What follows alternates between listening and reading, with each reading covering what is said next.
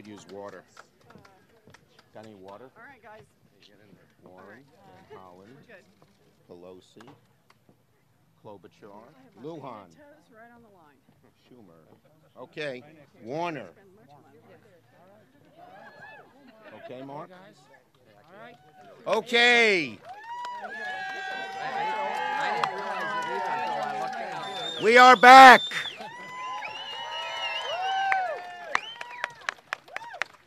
So, good afternoon, Berryville. It's great to be here. I want to thank the good people of Berryville for working with us. And I want to thank everyone for leaving the city for a few hours to this beautiful, beautiful spot to join us here today. Let me pay it a high compliment. It looks like parts of New York State. Sorry, Mark. Okay, now as I travel New York State, from upstate rural Republican areas like Sodus Bay, where I was Friday, to suburban Long Island, to inner city Bronx, I find one thing in common. Average families feel they're being pushed around by large economic forces and are losing that traditional American faith in the future. Too many families in America feel like the rules of the economy are rigged against them. They feel like they're getting a raw deal. And they're right. They're almost powerless to change them. We are here today to tell the people of Berryville and the working people of America, someone has your back.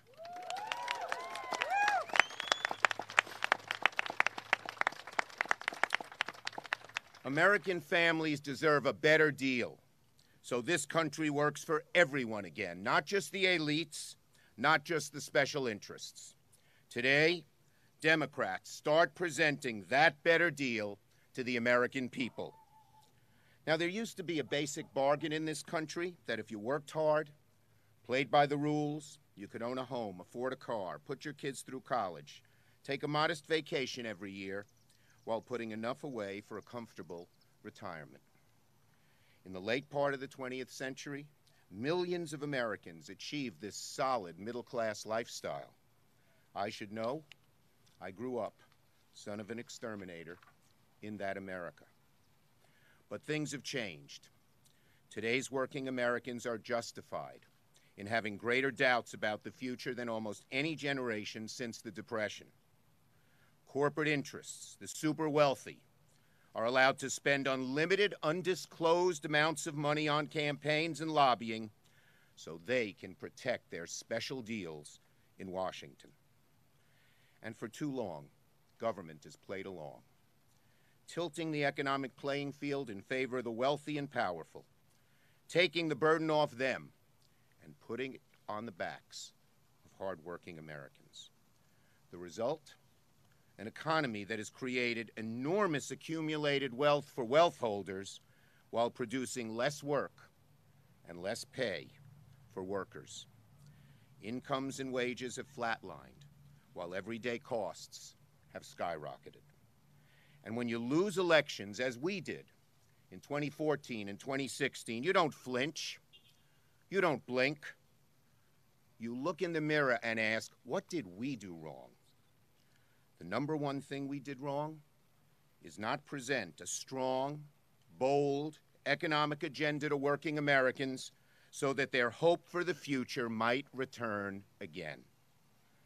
Democrats have too often hesitated from directly and unflinchingly taking on the misguided policies that got us here. So much so that too many Americans don't know what we stand for. Not after today. President Trump campaigned on a populist platform, talking to working people. That's why he won. But as soon as he got into office, he abandoned them, making alliance with the powerful, special interest, Koch brother-dominated, hard right wing of the Republican Party, which appeals to the very wealthy, not the working people, leaving a vacuum on economic issues. We Democrats are going to fill that vacuum. Democrats will show the country We are the party on the side of working people.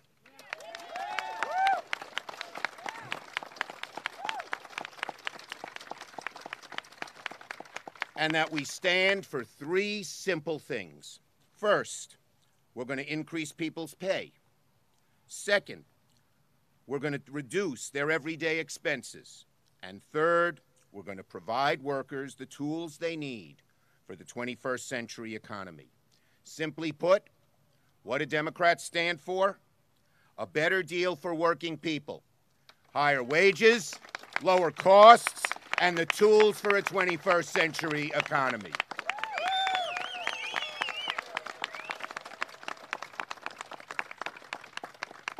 Over the next several months, Democrats will lay out a series of policies that, if enacted, will make these three things a reality. We've already proposed creating jobs with a $1 trillion infrastructure plan, raising wages by lifting the minimum wage to $15, and lowering household costs by providing paid family leave and sick leave. Today we announced three new policies to advance our goals, and in the coming weeks and months, you'll hear a lot more. Right now, there's nothing to stop vulture capitalists from egregiously raising the price of life-saving drugs without any justification. We're going to fight for rules to stop prescription drug price gouging and demand that drug companies justify price increases to the public. And we're going to push for empowering Medicare to negotiate lower drug prices for seniors. Right now, our antitrust laws are designed to allow huge corporations to merge, padding the pockets of investors, but sending costs skyrocketing for everything from cable bills and airline tickets to food and health care.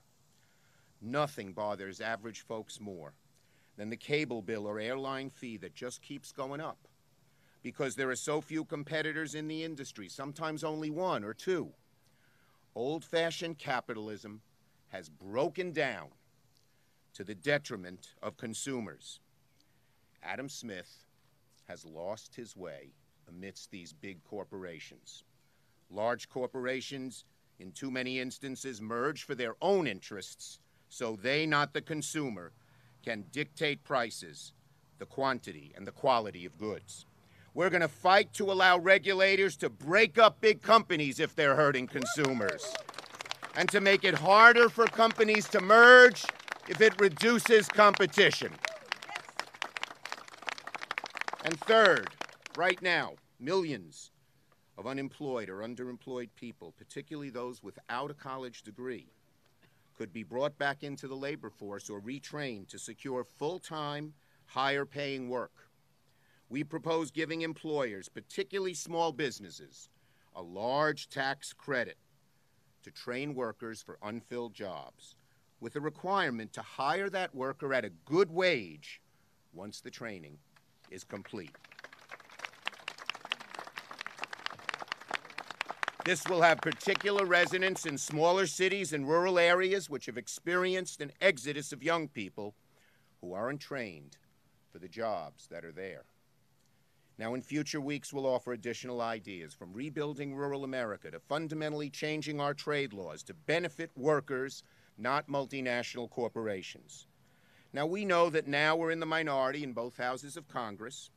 We can't delude anyone that this Congress will begin passing our priorities tomorrow. But we have to start presenting our vision for the country's future.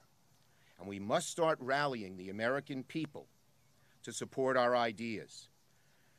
This is the start of a new version for the party, one strongly supported by House and Senate Democrats.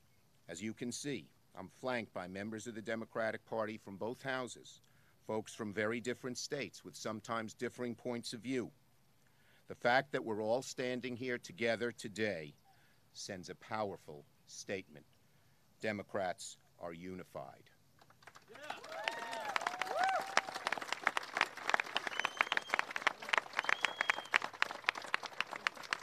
Now, there's been a debate about whether Democrats should spend all our energy focusing on the diverse Obama coalition or the blue-collar American in the heartland who voted for Trump. It's a false choice. There doesn't have to be a division. In fact, there must not be a division. The vision we're laying out unites both coalitions and unifies the Democratic Party. It will have a larger, stronger appeal to Americans of all economic levels and all political stripes.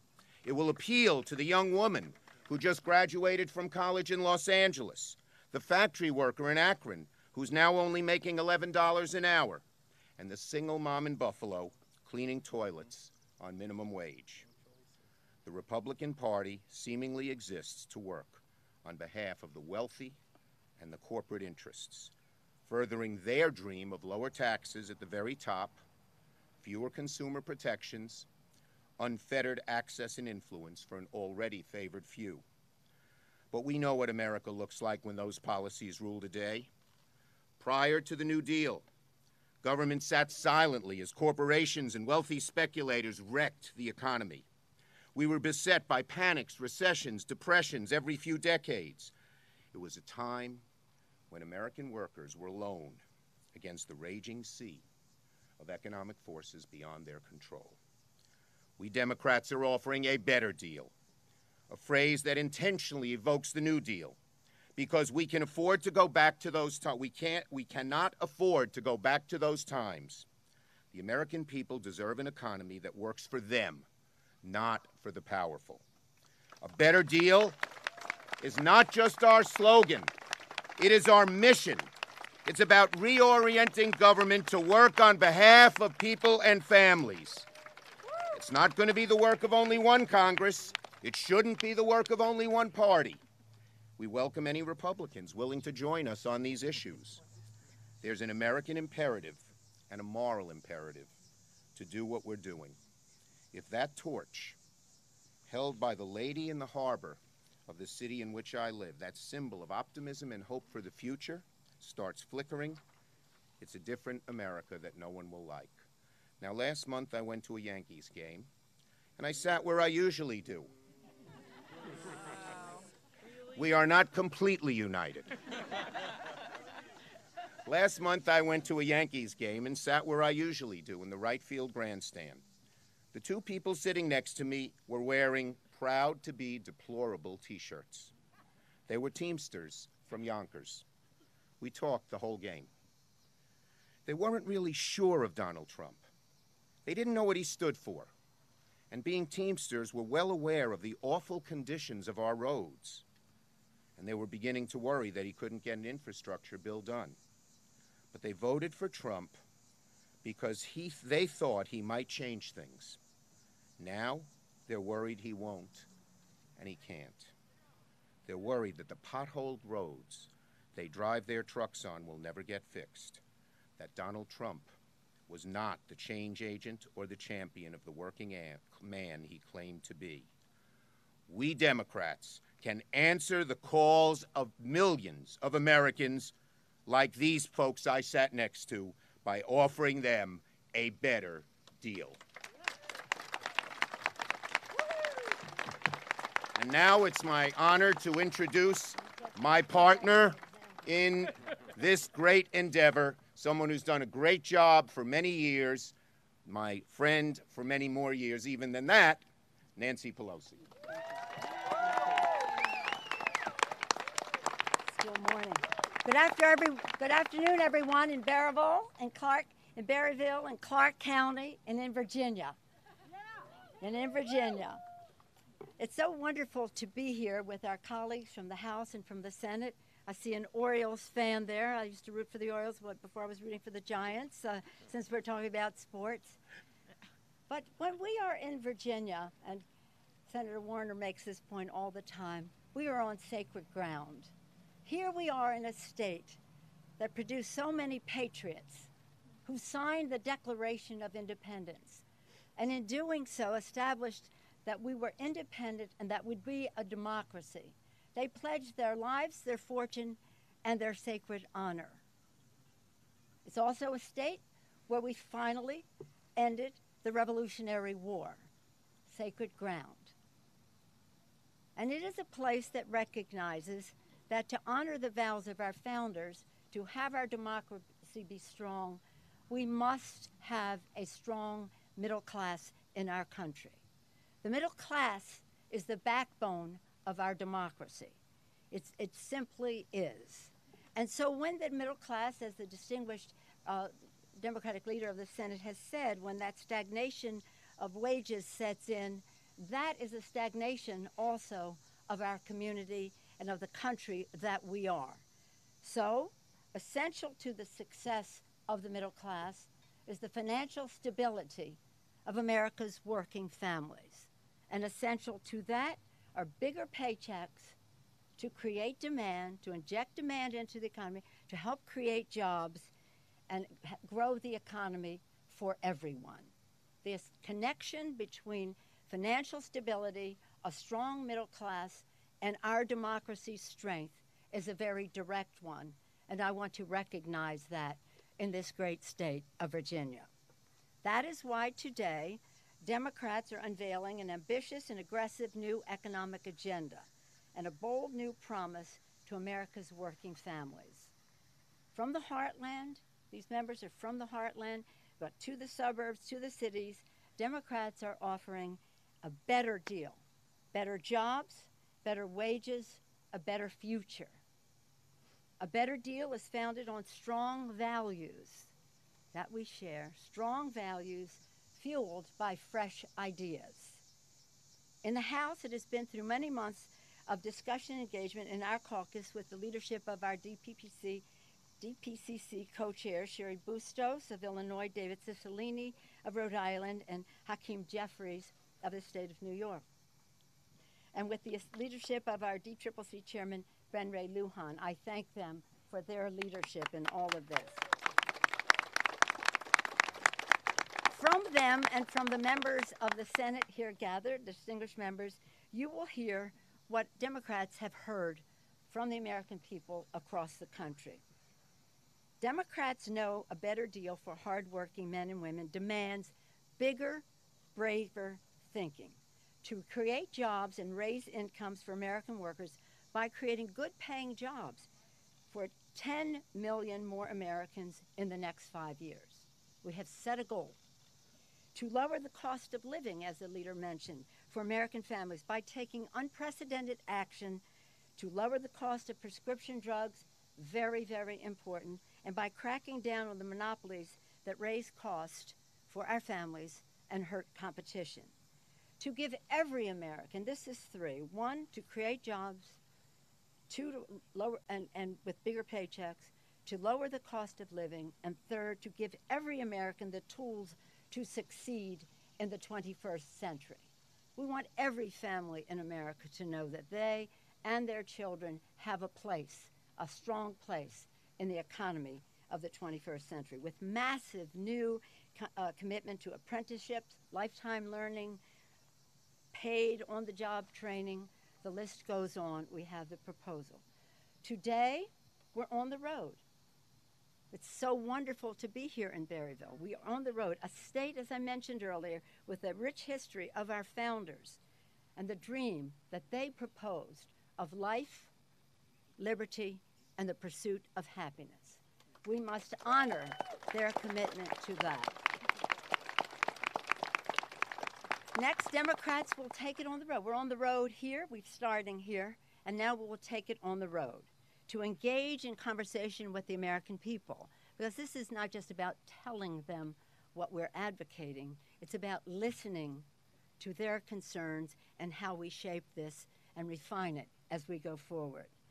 The past 6 months, I agree with the leader, have exposed the toxic special interest priorities at the core of the GOP agenda. The American people deserve better. A better deal is exactly what Democrats are fighting for, to give the economic power back into the hands of the American people. And so, as we go forward, we do so from the origins of our country, where our patriarch of our country, George Washington, cautioned as he left office to beware of political parties that are at war with their own government.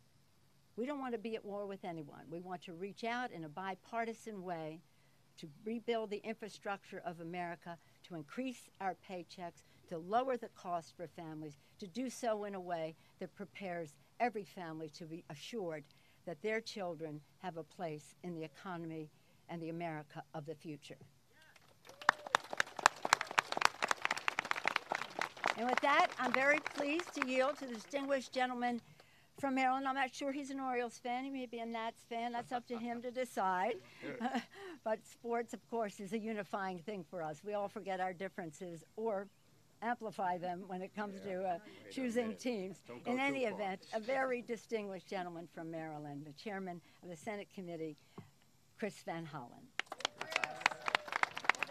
Thank you, Leader Pelosi. And we're for baseball from the Potomac River to the great city of Baltimore. And let me just say to all of you, and it's great, I will say to my friend Mark Warner, for those of you who are Marylanders, it is a great sacrifice to cross the Potomac River into the state of Maryland, but into the state of Virginia. I'm glad to be here with everybody, especially on this important occasion. I want to thank all of you for joining together to focus on the issues that are top of mind for the American people.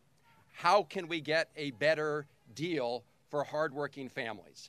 How can we get a better deal for small businessmen and small businesswomen who don't have high-priced lobbyists in Washington like the big multinational corporations do? How can we get a better deal for middle-class families and those who are working very hard to join the middle class? In short, how do we get a better deal for America? And I want to thank Leader Schumer and Leader Pelosi and all the Democrats and all of you and people we've been hearing from around the country to bring us together to focus on that question. Because people need to know not only what we're fighting against, they need to know what we are fighting for in the United States Congress.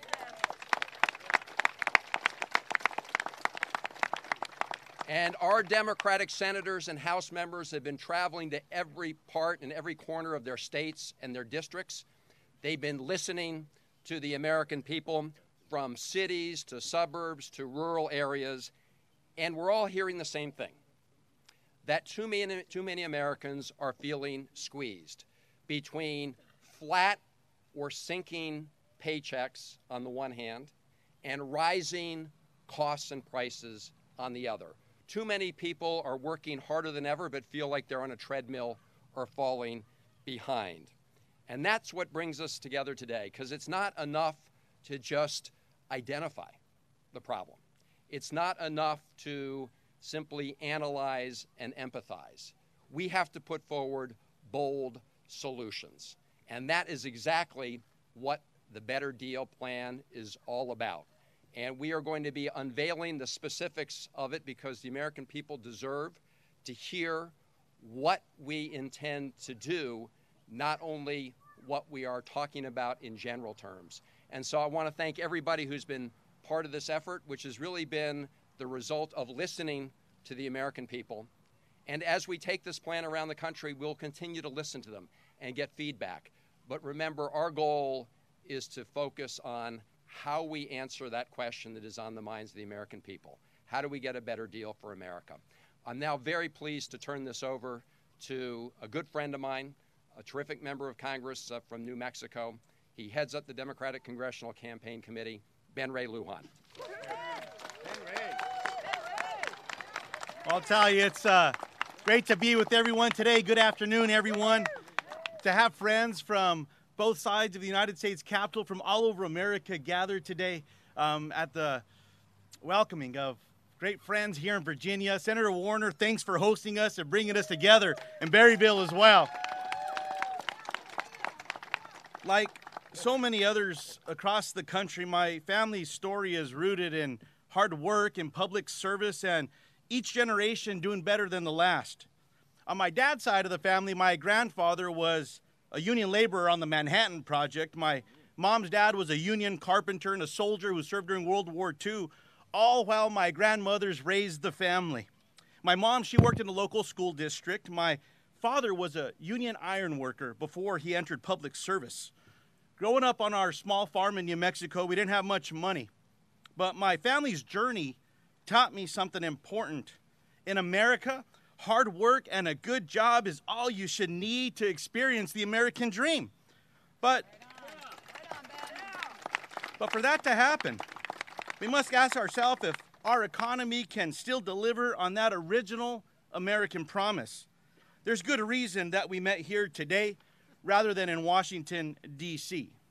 Berryville sits right in the middle of Virginia's 10th congressional district. And while it's early, there's no doubt that this district and so many others are up for grabs in the 2018 midterms. But this won't be easy. And Democrats can't take anything for granted. As a matter of fact, we have a lot of work to do. Our nation's greatest strength is our people, honest, hard-working people from all walks of life. We must respect the dignity of every person, no matter who you are, no matter where you come from, or no matter who you voted for.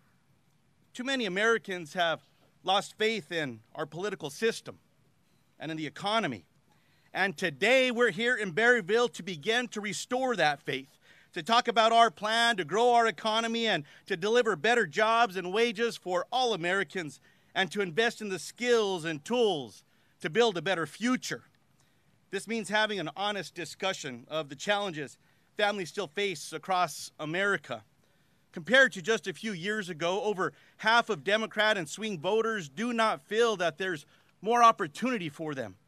Nearly half of those voters say that a sudden $500 expense would be a serious blow to the family budget. 3 out of every 4 voters say their incomes are not keeping up with the cost of living. Well, that's not right. And the American people deserve a better deal, one that puts hard-working families first again. This means building an economy where people can pursue the dignity of a good-paying job. It means rewarding the small business owner for her hard work and entrepreneurship. It means skill training and investing in the future through apprenticeship programs and community colleges, as well as making 4-year college more affordable. It also means addressing what isn't working in our economy. We must close those tax loopholes so big corporations pay their fair share, and we must stop big corporations from monopolizing and stifling competition so consumers get more options at lower costs. We must crack down on those corporations that send jobs overseas. These are common sense principles and common sense priorities, and these are the things that the American people want us to do. On that small family farm, I'll tell you, growing up, Mom and Dad taught me that no job was too big or too small. And the same holds true in Congress. The American people want us to work to get things done. Now we can all agree what we stand for. Let's get it done. And I'll tell you what, you have a big treat before you as well today with all of our colleagues.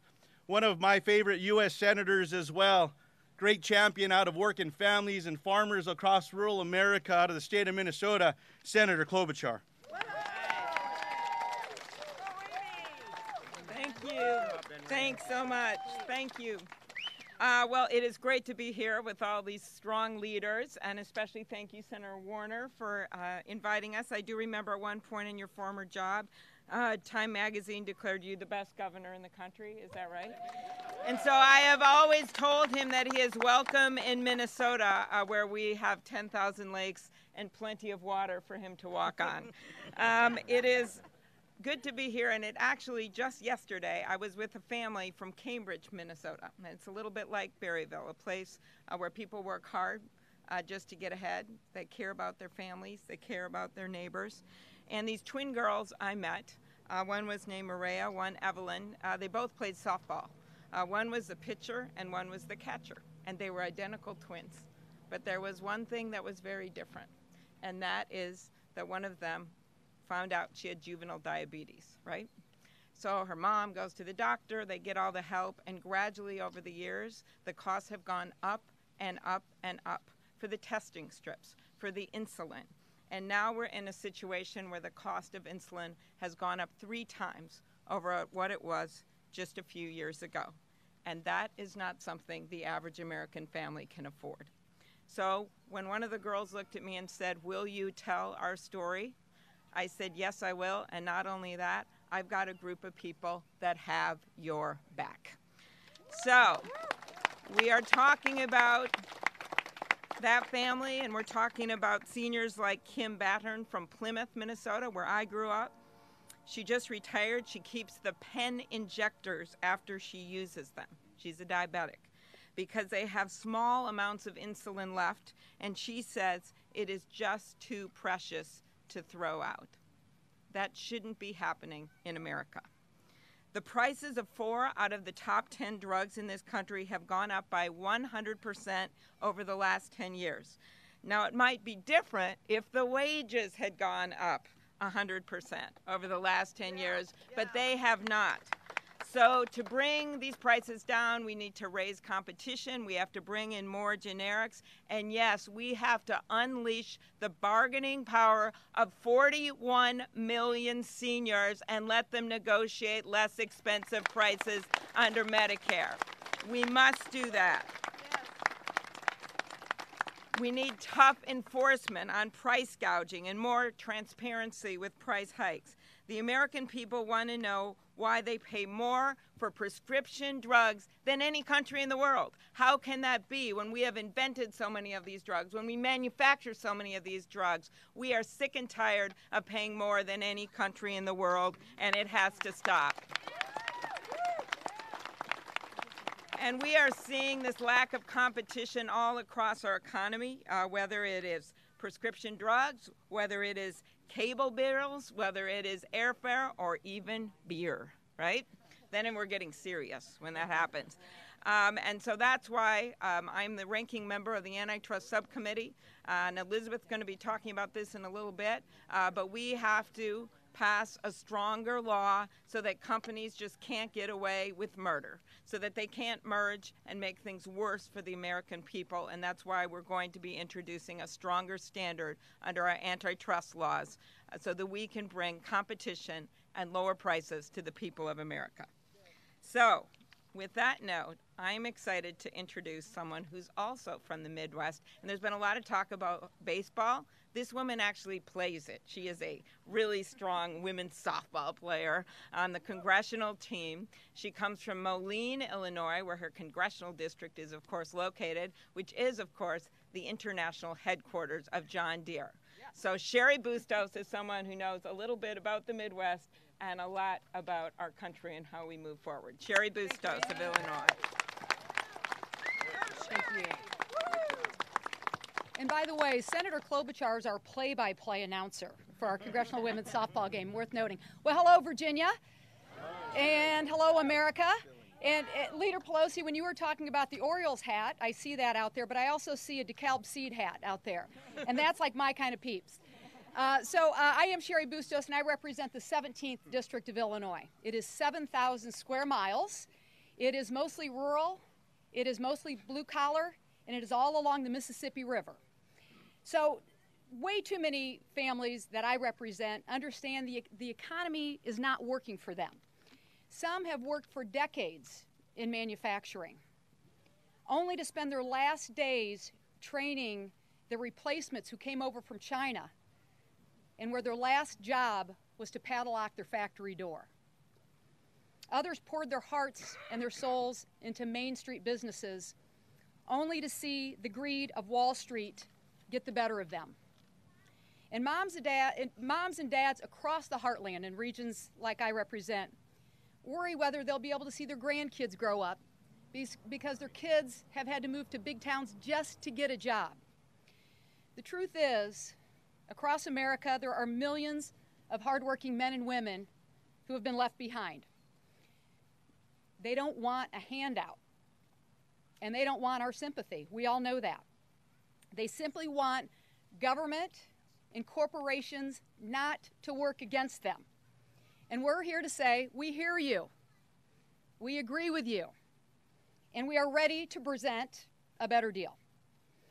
In the better deal that we offer, we will restore opportunity by helping 10 million Americans get good-paying, full-time jobs. We will do that in part, by doubling our investment in workforce training and in apprenticeships. And let me tell you why this is so important. About 2 years ago, I convened a group of manufacturers, all representing small and mid-sized companies. And I asked them, how many of you have jobs that you have open that you can't fill? Every single one of them raised their hands. So there are those opportunities. But we know that to be ready for the 21st century job, we need to have 21st century skills. And while there are lots of people ready and eager to take those jobs, they don't always know where they can go and get those skills. And you know what? We can solve that problem. One way is by connecting community colleges and technical schools with local employers. By having employers in the same room as these programs are developed, we'll create a skills pipeline to get our economy back on track. Not with low-paying part-time jobs, but with the kind of jobs that hardworking men and women can take home and realize that I can take my family on vacation again.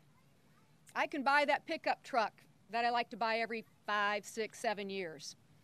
And I can buy my kids not the shoes that they need, but the shoes that they want.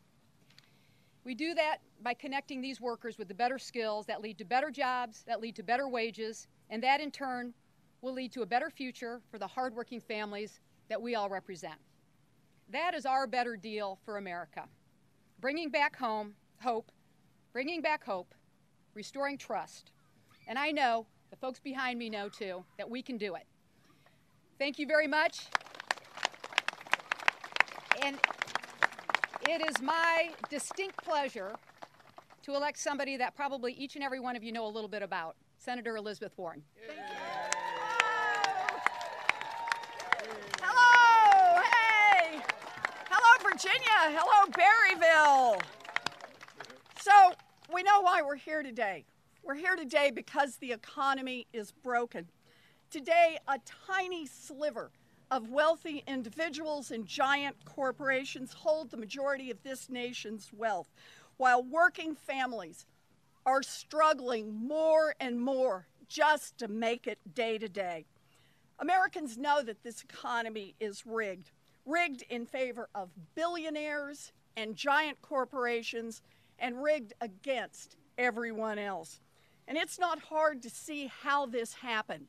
In industry after industry, a handful of corporations have seized power in this country. Since the 2000s, the number of major U.S. airlines has dropped from 9 to 4. The 4 giants left standing now have nearly 80% of all airline seats. 2 giant corporations sell more than 70% of all of the beer in America. 5 health insurance giants now own more than 80% of the country's health insurance market. 3 giant drugstore chains suck in 99% of all pharmacy revenues in this country. 4 giant companies now run more than 80% of America's beef market, and the list goes on. This kind of concentration matters. It matters because giant corporations crush competition. They shut out small rivals and they kill young startups. This matters because giant corporations jack up prices and cut corners on quality. This matters because giant corporations put the squeeze on wages. As profits have gone up, wages for American workers have gone down. And this matters because many giant corporations don't win in marketplaces because they're better. They win because they are big. And most of all, this matters because giant corporations can swing their weight around Washington, accumulating massive political power, the kind of power that can capture our government and rig the system even more in their favor. Corporate influence over our government has gotten worse under the Trump administration, far worse. President Trump has stacked his administration with a who's who of big-time lobbyists, Wall Street bankers, and corporate executives. Now, America has faced this problem before, more than a century ago, when railroads and steel mills and oil companies grew to monopoly size.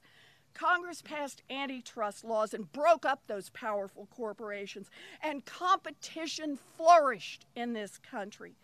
But for decades now, government has slacked off enforcement of those laws, and the result has been bigger and bigger corporations with more and more power. Democrats are ready to take this challenge head on. That's why we're here. Head on.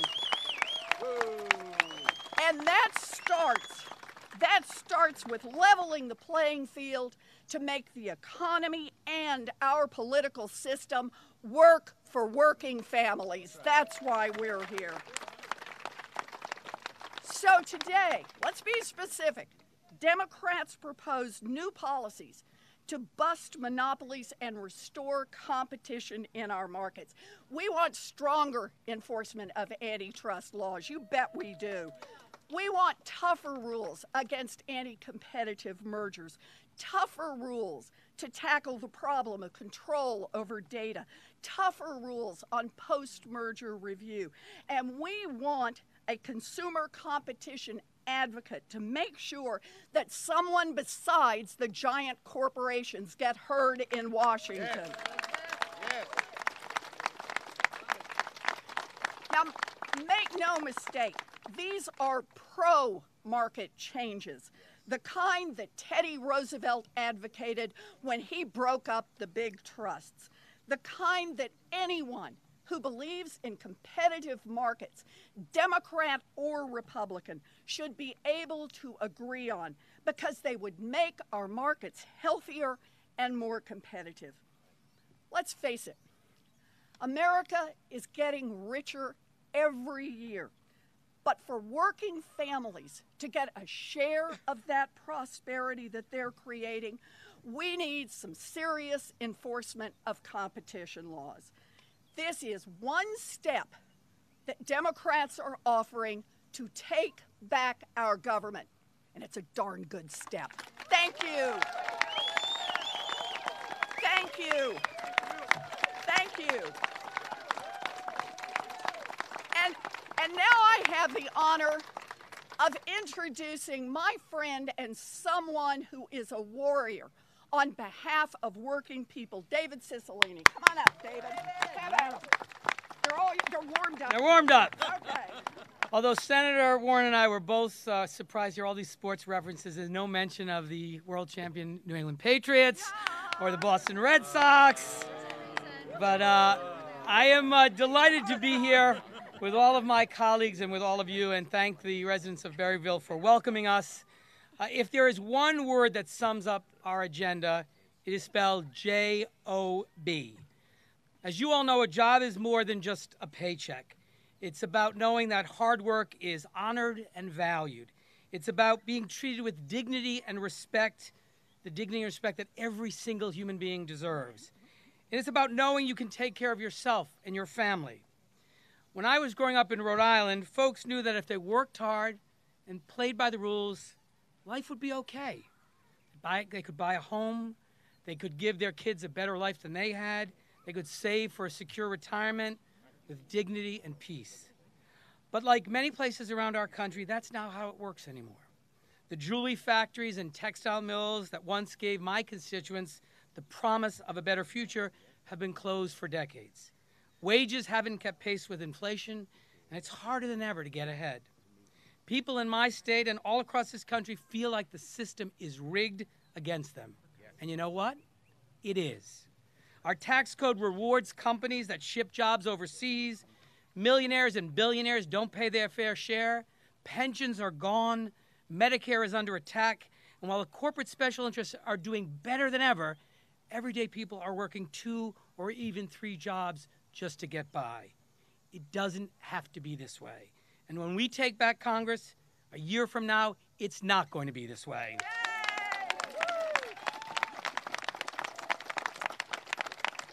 We're going to help 10 million Americans find good-paying, full-time jobs. Under our plan, A Better Deal, America will once again value honest, hard work by investing in the American worker. We're going to address the economic challenges and the anxiety that folks are feeling in my district and all across this country. It starts with an aggressive, bold plan to rebuild and modernize our transportation infrastructure. Washington has ignored this problem for too long. Our roads, bridges, and airports were once the envy of the world, but that's not the case anymore. A better deal means that we'll put folks all across America back to work in good-paying jobs, fixing our bridges, our roads, our transportation networks, so they can be the best in the world again. It's time for us to think big. We built the Transcontinental Railroad. We built the interstate highway system. And under our plan, millions of Americans will find work building a new transportation network that's second to none. Next, we're going to invest in building a new manufacturing economy. We're going to start making things again in America. Manufacturing jobs have always offered the promise of a better future. The technology has advanced over the years, but these are the jobs that have always been essential for building the middle class. So we're going to double our investments in apprenticeships. We'll create new tax credits for employers to retrain their workers and pay them a living wage. And we'll work with the private sector, schools, and career and technical programs to build a new network of training opportunities for millions of Americans. And finally, we're going to make sure that working families are valued in America, that moms and dads can earn a living wage and still have the time that they need to help with homework or care for a sick child. That means fair work schedules, paid family leave, policies that support working families.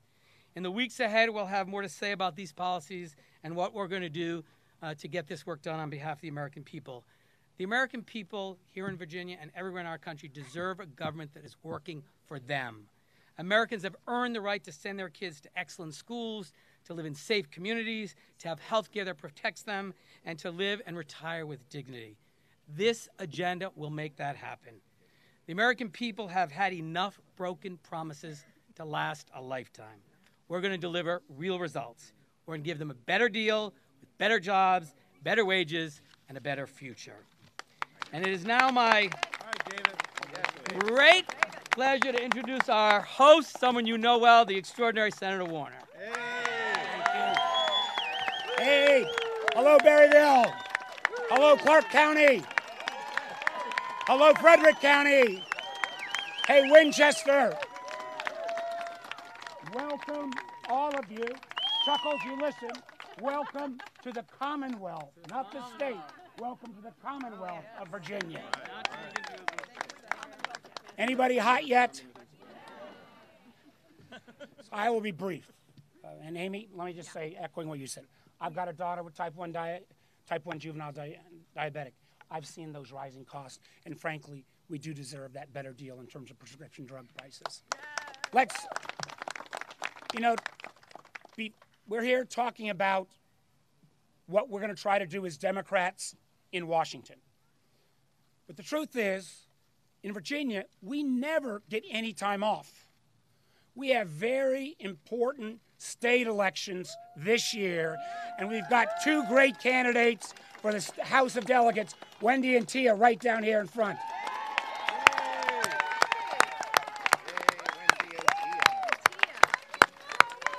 And let's make sure we elect Ralph Northam as our next governor. Sometimes politics feels like it's always caught in the past. And frankly, a lot of the debate in Washington feels a little bit tired and stale at times. And what we're trying to offer here is a better deal that recognizes that a lot of the challenges we face in America today are no longer left versus right or liberal versus conservative, but it's future versus past. And the Democratic Party has always been at its best when we've been future-leaning. The nature of everything is changing. Automation and technology dramatically transforming our workforce. My dad worked for the same company for 38 years. He never made a lot of money, but he had that security of a job and a set of benefits that allowed him through good times and bad to get through. The truth is, in 2017, virtually no one is going to work for the same job for 35 years. So we have to have an education system and a training system that realizes if you want to be a lifelong employee, you've got to be a lifelong learner. So let me just give you two quick ideas. First, why don't we have a tax code that would give the same kind of tax credit for those investments in R&D for people who will invest in human capital? Yes. A tax credit that says we will train and continue to upskill a workforce throughout their whole career to make sure that people can stay employed as they move from job to job. A second thing, let's acknowledge that, candidly, not everybody needs to go to a four-year college. The truth is, we have right now in Virginia 17,000 jobs in cybersecurity, half of which don't even need a four-year degree. So what we want to do is do new partnerships. Let me get some water. I get dry now. Listening to so many politicians makes me dry.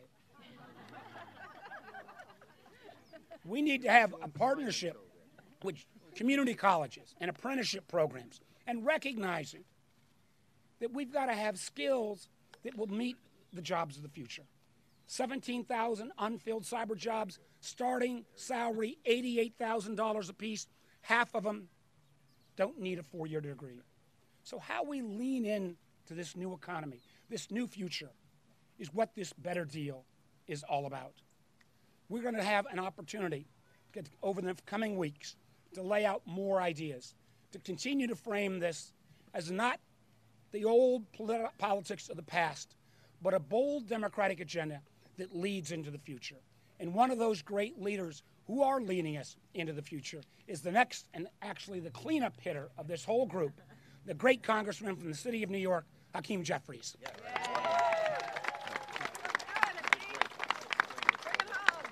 Well, good afternoon. I thank the great senator from the Commonwealth of Virginia for his tremendous leadership. I'm Hakeem Jeffries, and I'm from a small town up north, Brooklyn, New York. But whether you're from Brooklyn or Berryville, the zip codes may be different, but the issues are largely the same. We all understand that the American people deserve a better deal, better jobs, better wages, and a better future. Over the last 40 years, the productivity of the American worker has increased by more than 285%. But during that same period of time, wages have increased by less than 10%. The productivity gains of the American worker have not gone to the American worker. Instead, they have gone to the privileged few, to the wealthy and to the well-off, to the special interests. The American people deserve a better deal. Yeah. The American dream has always been about, if you work hard and play by the rules, you can be rewarded. But for far too many Americans, that fundamental contract has been broken.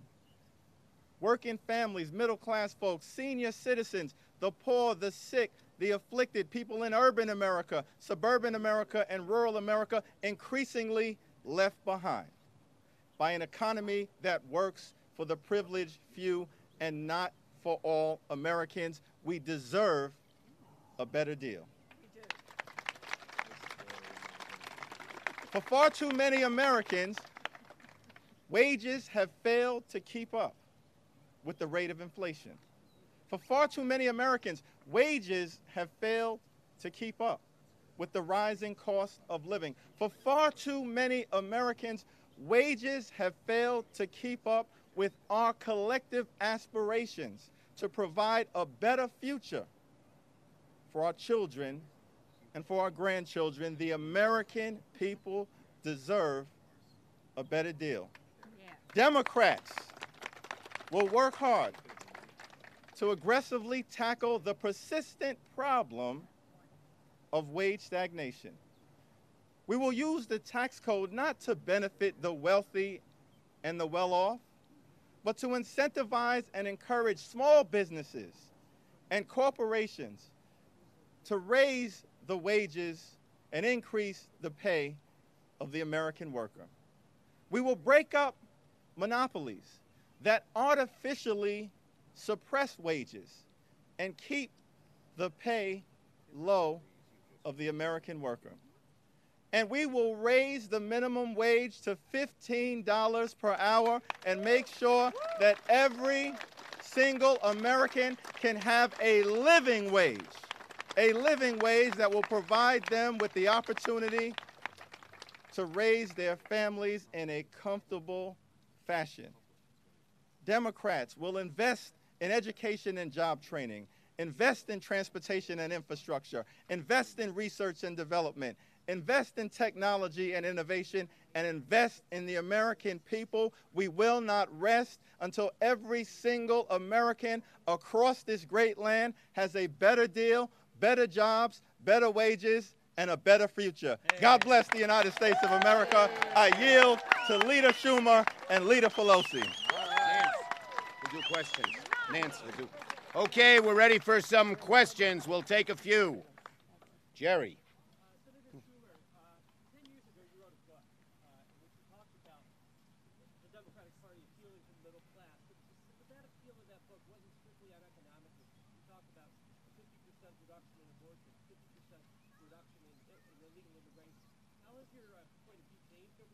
No. Okay. First, I'll tell you the good news and bad news about my book. The good news was Newt Gingrich, of all people in those days, said if Democrats followed Schumer's book, they'd be the majority party for a generation. The bad news about my book is Democrats didn't follow it, no one bought it, and I'll have plenty of free copies for anybody who wants it. We have focused on economic issues. We think that is what the American people are most yearning about. That doesn't mean we won't, in future months, discuss other issues, but the focus starts on economic issues. That's where the American people are hurting. That's what we most felt was missing in the past, in the last several elections, and we all take some of the blame of that. I certainly do. We got to get focus on economics, number one. And this has been a product of listening and listening and listening to the American people, listening to our colleagues, the American people in the heartland of America, across America. The economic insecurity, the financial instability of America's families is undermining their future, our democracy, and that's why this focus is on the economy. Right. It's what the American people are yearning for. Yes.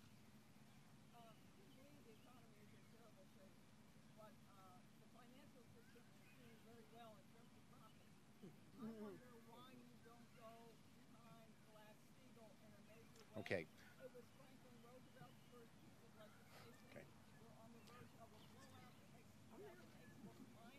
Yep.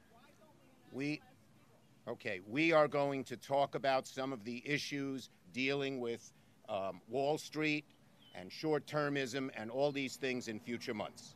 Today we unveiled these three issues. Press people first, if I could. Yes. Well, we'd welcome our Republican colleagues joining us. We'd welcome them with open arms. And we think, you know, you take an issue that we talked about that Elizabeth focused on.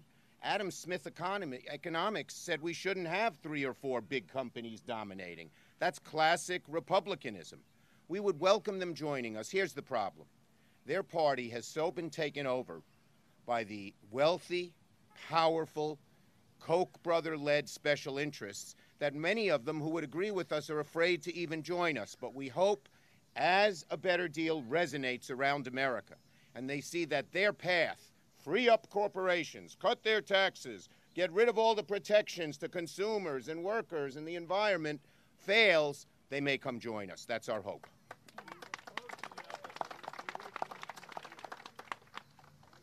Well, let me just say on that score, we have had overtures made to and fro on the subject of rebuilding America, on investing in the infrastructure of our country. It has never been a partisan issue. We have always worked together. That is until they blocked what President Obama was trying to do in that regard.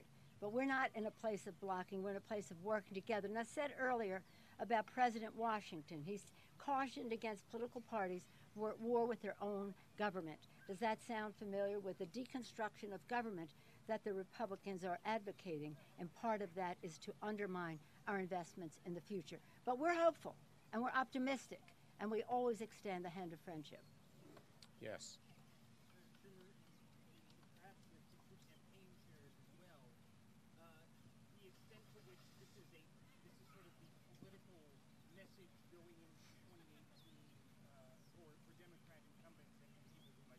Okay, I'll call on the two campaign chairs, but this is not just for 2018. We are going to, the question is, will this help our 2018 candidates when they run? This is not simply aimed at 2018. This is what we feel America needs. And you will find in the House and in the Senate, we will be offering amendments. We will be having lots of different kinds of fora to spread the word, because this is what we think America needs. Now, if our Republicans don't come around and help us, as Nancy mentioned, yeah, I think that this will hurt them. Their being against things like this will hurt them in 2018, but that's not our sole focus at all. And if do one of our campaign chairs, Ben Ray? Go ahead, no. Look, all across the country, when we're visiting with constituents, and I think you've heard it here today, voters, constituents want us to focus on them. They want us to understand where they are. And they want us to understand that their wages are not keeping up with the cost of living. And so the more people that are able to have that conversation with the American people will be in a stronger place in 2018. But today is about making sure that the entire country is doing better, not just now, but through 2018 and beyond. That's the conversation we're having with the American people, and that's what we'll continue to hear day in and day out. Chris? Yeah, let me emphasize, this is the result of people traveling to every parts of their states and districts, listening to our fellow Americans, and responding to the things that they say are most important to them.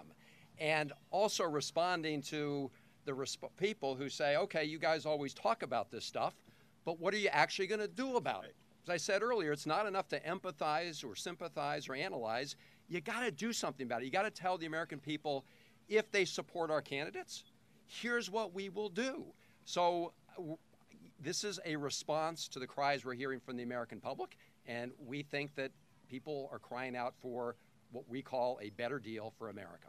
Thank you, everybody. Thank you for being here. Well, last word from the leader. I just want to say one more thing, because I've been quoting presidents and honoring the founders of our country and the rest. President Lincoln said, public sentiment is everything. He then on to say, with it, you can accomplish almost everything. Without it, practically nothing. And what we want to do with this is accomplish something for the American people. If the Republicans join us, all the better. If they have some good ideas, all the better. But the fact is, we can't wait for them. And so as we convey this message to the American people, listen to how they experience their concerns and what they want to hear as we create jobs, lower cost, and have a brighter future for people. Remember, it's not this isn't a political mission, although it will have a political benefit maybe, but hopefully the Republicans will join us as they understand when the public knows they hold elected officials accountable. Public sentiment is everything. Abraham Lincoln. Thank you, Virginia. Thank you, everybody. Thank you, Berryville. Good work. This was good. Really good. Everyone was excellent. Every single person was...